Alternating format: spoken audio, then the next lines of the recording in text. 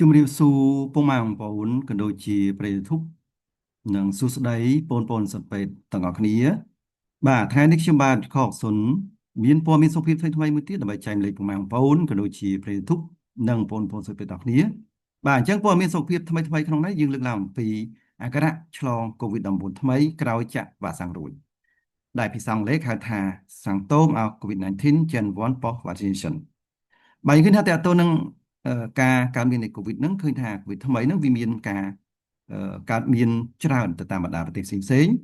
បាទហើយក្នុងនោះក៏ប្រទេសផ្សេងៗបានធ្វើការចាក់វ៉ាក់សាំងផងដែរបាទក្នុងនោះយើងឃើញថាអាការៈកើតCOVID ឆ្លងក្រោយការចាក់វ៉ាក់សាំងរួចក៏ឃើញមានផងដែរបាទយើងចង់ដឹងថាតើអាការៈឆ្លង COVID-19 ថ្មីក្រោយចាក់វ៉ាក់សាំងរួចហ្នឹងមានអាការៈរោគសញ្ញាអ្វីខ្លះបាទយើងចង់ដឹងតើគ្នាសូមស្ដាប់ការបកស្រាយរបស់ខ្ញុំបាទជាបន្តបន្ទាប់ដូចតទៅបាទអញ្ចឹងមាតិកាក្នុងនេះយើងឃើញមាន3ចំណុចសំខាន់ទី1គឺស្លេកដើមទី2គឺអាការៈឆ្លង COVID-19 ថ្មីក្រោយចាក់វ៉ាក់សាំងរួចនិងទី3គឺវិធីការពារជំងឺ COVID-19 ថ្មីបាទយើងចង់ដឹងថាតើអាការៈដែលឆ្លង COVID-19 ថ្មីក្រោយចាក់វ៉ាក់សាំងរួចហ្នឹងមានអាការៈរោគសញ្ញាអ្វីខ្លះនិងវិធីការពារយើងត្រូវធ្វើយ៉ាងណាដែរបាទយើងចង់ដឹងដល់គ្នាសូមស្ដាប់ការបកស្រាយជាបន្តទៅទៀតបាទអញ្ចឹងយើងមើលស្អីផ្ដើមអ្នកវិទ្យាសាស្ត្រនៅ King College London បានធ្វើការសិក្សារយៈពេលវែងគឺជាង5ខែលើមនុស្សជាង1លាននាក់ដែលបានចាក់វ៉ាក់សាំង COVID-19 រួចចំនួន2278នាក់ហើយតេស្តមេរោគ COVID វិជ្ជមានភាគច្រើនអ្នកទាំងនោះគឺមានរោគសញ្ញាមិនធ្ងន់ធ្ងរនោះទេមានថាដល់យើងបានចាក់វ៉ាក់សាំងគឺអាការៈកើតមានឆ្លង COVID ថ្មីហ្នឹងក៏អត់សូវធ្ងន់ធ្ងរទេបាទការរកឃើញនេះគឺតម្រូវឲ្យយើងមានអីខ្លះបាទការរកឃើញនេះគឺថាតម្រូវឲ្យមានកម្មវិធីចាក់បង្កើនដូសជំរុញឲ្យទាន់ពេលវេលាអញ្ចឹងគេថាកម្មវិធីចាក់ដូសជំរុញឲ្យទាន់ពេលវេលាហ្នឹងជាទូទៅគឺយើងធ្វើ6ខែម្ដងដើម្បីជំរុញឲ្យមានការដុះអន្តរាគមន៍ការពារយើងបានបាទហើយបន្តវិធានការបង្ការរោគតាមគោលដៅនិងការសិក្សាបន្ថែមទៅលើការឆ្លើយតបនៃការការពារទៅនឹងការបាទទៅនឹងវ៉ាក់សាំងសម្ដៅលើបញ្ហាហ្នឹងបាទហ្នឹងគឺអ្វីដែលយើងត្រូវធ្វើបាទបើសិនជាយើងយល់ថាការចាក់វ៉ាក់សាំងយើងនឹងលើសពី6ខែហើយអញ្ចឹងយើងគួរតែចាក់ដូសជំរុញ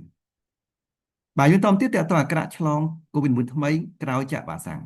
តើអាការៈនឹងមានខ្លះបាទយើងចង់ដឹងតើគ្នាសូមស្ដាប់ការបកស្រាយជាបន្តទៅទៀតបាទអញ្ចឹងយោងតាមមន្ទីរពេទ្យមួយគឺ continentalhospital.com បាទបានបង្ហាញអំពីអាការៈតាក់ទង COVID-19 ថ្មីហ្នឹងយើងថាអាការៈឆ្លង COVID-19 ថ្មីក្រោយចាក់វ៉ាក់សាំងរួចទី1គឺអ្នកជំងឺមានសញ្ញាគ្រុនក្តៅបាទអញ្ចឹងសញ្ញាគ្រុនក្តៅហ្នឹងគឺជាសញ្ញាមួយដែលទាមមានការចាប់អារម្មណ៍អំពីបញ្ហាជំងឺផងដែរយើងមើលតទៀតតើតើអាការៈឆ្លង COVID-19 ថ្មីក្រោយចាក់វ៉ាក់សាំងរួចទី2គឺអ្នកជំងឺមានសញ្ញាក្អកនិងឈឺបំពង់កបាទអញ្ចឹងមានថាក្អកឈឺបំពង់កហ្នឹងគឺសំឡេងគាត់អត់ច្បាស់ងល់ងល់ហៅងល់ងល់ហ្នឹងបាទហ្នឹងគឺត្រូវចាប់អារម្មណ៍អំពី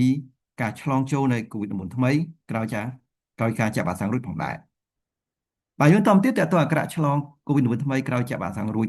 ទី3គឺអ្នកជំងឺមានសញ្ញាហៀសម្បាវបាទឬក៏ហូរសម្បាវបាទអញ្ចឹងអាហ្នឹងគឺអ្នកជំងឺខ្លះគាត់អាចបានចាប់អារម្មណ៍ដែរគាត់ថាគាត់ផ្ដាសាយធម្មតាបាទអញ្ចឹងនៅពេលដែលមានសញ្ញាធ្ងន់ធ្ងរបាទច្រើនតែកើតលើអ្នកដែលមានបញ្ហាតកតទៅនឹងជំងឺប្រចាំកាយឬក៏អ្នកដែលចាក់វ៉ាក់សាំង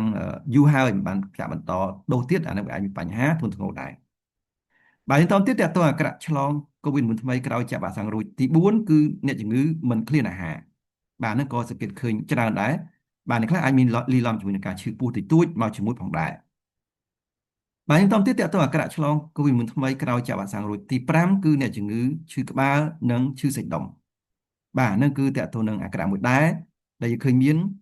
តើតើ COVID-19 ថ្មីក្រោយការចាក់វ៉ាក់សាំងរួចហ្នឹងបាទយើងបន្តទៀតតើតើអាការៈឆ្លង COVID-19 ថ្មីក្រោយចាក់វ៉ាក់សាំងរួចទី6គឺអ្នកជំងឺអស់កម្លាំងបាទអញ្ចឹងអស់កម្លាំងគឺជាសញ្ញាមួយដែលយើងឃើញមានផងដែរលើអ្នកដែលមានការឆ្លង COVID-19 ថ្មីក្រោយការចាក់វ៉ាក់សាំងរួចហ្នឹង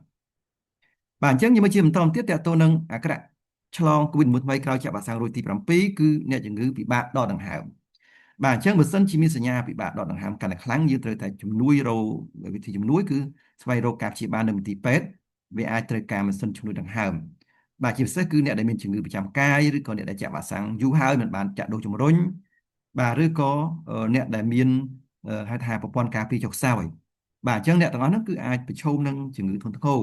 បាទគួរតែឆាប់ទៅមន្ទីរពេទ្យដើម្បីស្វែងរកការព្យាបាលទាន់ពេលវេលាផងដែរបាទយើងបន្តទៀតតទៅវិធីការពារម្ដងតើវិធីការពារជំងឺ COVID-19 ថ្មីយើងត្រូវធ្វើយ៉ាងណាខ្លះបាទយើងចង់ដឹងតើគ្នាសូមស្ដាប់ការបកស្រាយជាបន្តទៅទៀតបាទអញ្ចឹងវិធីការពារជំងឺ COVID-19 ថ្មីហ្នឹងតើធ្វើម៉េចអាចជៀសផុតពីការឆ្លងវីរុស COVID-19 ថ្មីបំលែងបានហ្នឹងបាទអញ្ចឹងចម្លើយគឺយើងត្រូវអនុវត្តវិធានការបង្ការការឆ្លងជំងឺតែម្ដង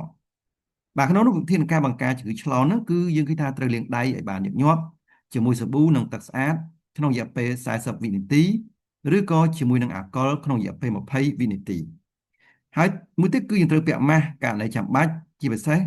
នៅពេលដែលកំពុងតែពាក់ម៉ាស់ហ្នឹងគឺសូមកុំយកដៃទៅប៉ះផ្ទៃមុខនៃម៉ាស់ឬក៏ទាញម៉ាស់ដាក់នឹងក្រោមចង្កាហើយទៅបដូរម៉ាស់ថ្មីនៅពេលវាសើមហើយមួយទៀតដែរគឺត្រូវជៀសវាងការខាក់ស្ដោះពីវាពីការផងដែរនាំឲ្យមានការចម្លងជាសាធារណៈហ្នឹងបាទយើងបន្តទៀតតទៅនឹងវិធីបង្ការបន្តមកទៀតគឺត្រូវខ្ទប់មាត់និងច្រមុះនៅពេលដែលក្អកកណ្ដាស់បាទត្រូវប្រើម៉ាស់ឬបំណត់កែងដៃក្រមាកន្សែងឬក៏กระดาษអនាម័យរួចខ្ចប់បោះចោលនៅក្នុងធុងសម្រាមបិទជិតបាទមួយទៀតដែរគឺយើងត្រូវជៀសវាងនៃការចូលរួមក្នុងទីប្រជុំជនឬក៏ការធ្វើដំណើរបើសិនបើអ្នកមានអាការៈក្តៅខ្លួនក្អកឬក៏ពិបាកដកដង្ហើមឬក៏មានបញ្ហាសុខភាពគឺត្រូវទៅពិនិត្យព្យាបាលជំងឺឲ្យបានត្រឹមត្រូវផងដែរតាមមួយទៀតដែរវិធីការពារបន្តមកទៀតគឺត្រូវរក្សាគម្លាតសុវត្ថិភាព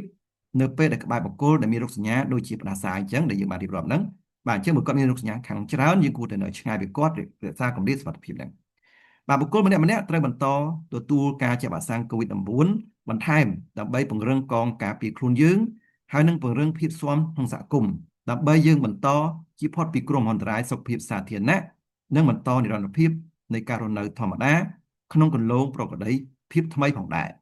បាទអានេះហើយជាអ្វីដែលយើងត្រូវធ្វើដើម្បីការពារខ្លួនយើងនិងគ្រួសារយើងពីជំងឺ COVID-19 ថ្មីហ្នឹងបាទហើយប្រសិនបើមានរោគសញ្ញាគ្រុនក្តៅក្អកឈឺក្បាលហៀសម្បាវឬហូរសម្បាវគឺត្រូវស្វែងរកការពិគ្រោះយោបល់នៅមណ្ឌលសុខភាពឬក៏មន្ទីរពេទ្យរដ្ឋឬក៏ទំនាក់ទំនងមកលេខ115ហើយនឹងត្រូវពាក់ម៉ាស់ដើម្បីបង្ការការឆ្លងទៅដល់អ្នកដទៃផងដែរបាទអញ្ចឹងទាំងអស់នេះគឺជាវិធានការសំខាន់ៗក្នុងការបង្ការតកតទៅនឹងការឆ្លង COVID-19 ថ្មីហ្នឹងប្រសិនបើពុកម៉ែបងប្អូនក៏ដូចជាប្រិយមិត្តទាំងអស់ចង់តាមដានព័ត៌មានសុខភាពថ្មីៗដែលគិតថ្លៃច្រើនទៀត